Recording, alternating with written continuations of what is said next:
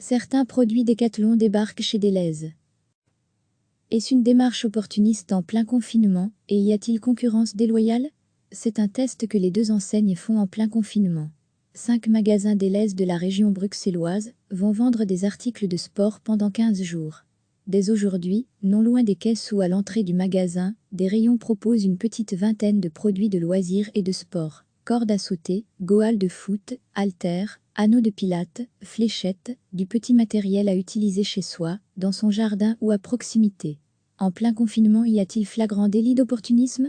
Cela faisait déjà quelques mois que Delhaize et Decathlon étaient en discussion. Selon Karima Gauzy, porte-parole de chez Delhaize, nos deux enseignes ont la même stratégie du mieux vivre et du mieux manger. La situation de confinement et la fermeture de tous les Decathlon ont accéléré notre collaboration, mais elle était déjà prévue. Pour Thomas Lejeune de Bar, porte-parole de chez Decathlon, confirme cela et rajoute que ce partenariat permet de renforcer aussi notre présence dans des endroits où on ne touche pas notre clientèle habituelle. Et si cela fonctionne, on étendra notre partenariat dans d'autres magasins Delhaize. L'objectif affirmé des deux marques, rendre le sport accessible à tous, même en période de confinement. Si les intentions semblent louables, d'autres marques de sport pourraient se sentir lésées de cette installation. Y a-t-il alors concurrence déloyale? Pour Géry Bruxellement, rédacteur en chef adjoint de Gondola, on peut parler concurrence saine tant qu'elle est légale et possible, même s'il est vrai que ces associations-là, en temps de confinement, sont inédites. C'est une opération /1 pour les deux.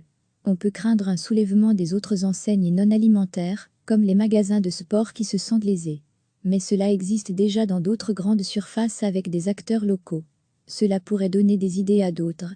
Ce n'est pas vraiment un but économique, c'est une opportunité pour demain. Thomas Lejeune de Bar, porte-parole de chez Decathlon, réfute cette concurrence déloyale. Mais absolument pas, l'impact est minime, il n'y a pas de stratégie commerciale. Les magasins Decathlon ne déménagent pas chez Delhaize, ce ne sont que 17 articles sur un assortiment de milliers de produits.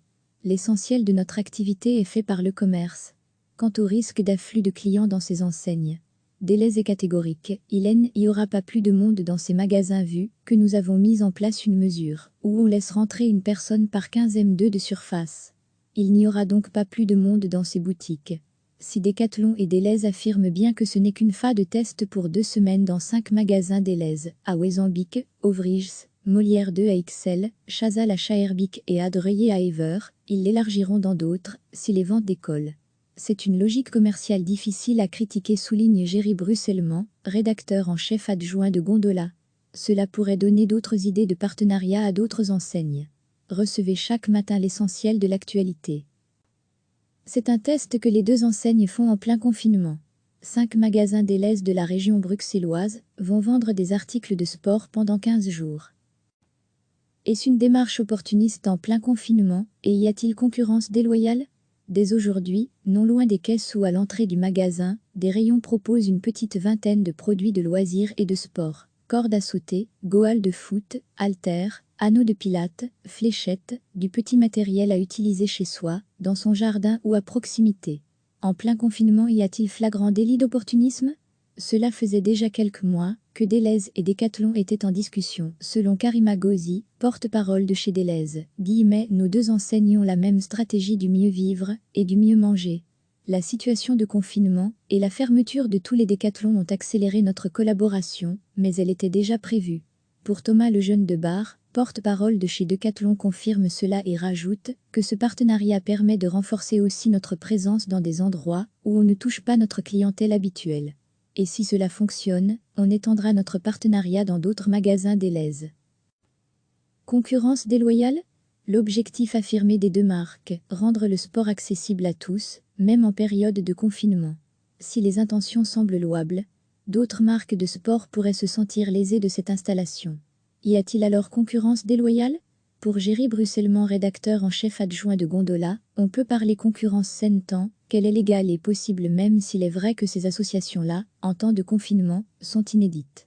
C'est une opération /1 pour les deux.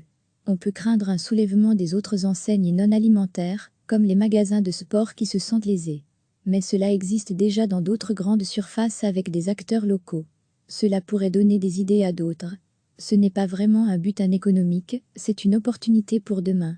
Thomas Lejeune de Bar, porte-parole de chez Decathlon réfute cette concurrence déloyale. Mais absolument pas, l'impact est minime, il n'y a pas de stratégie commerciale.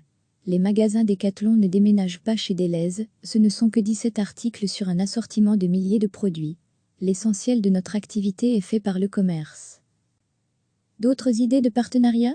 Quant au risque d'afflux de clients dans ces enseignes, Delhaize est catégorique. Il n'y aura pas plus de monde dans ces magasins vu que nous avons mis en place une mesure où on laisse rentrer une personne par 15 m² de surface. Il n'y aura donc pas plus de monde dans ces boutiques. Si Decathlon et Delhaize affirment bien que ce n'est qu'une phase de test pour 2 semaines dans 5 magasins Delhaize, à Wezembic, Ovriges, Molière 2 à XL, Chazal à Schaerbeek et Adreuillet à Ever, ils l'élargiront dans d'autres, si les ventes décollent. C'est une logique commerciale difficile à critiquer, souligne Géry Bruxellement, rédacteur en chef adjoint de Gondola. Cela pourrait donner d'autres idées de partenariat à d'autres enseignes. Cliquez sur s'abonner pour recevoir les dernières nouvelles.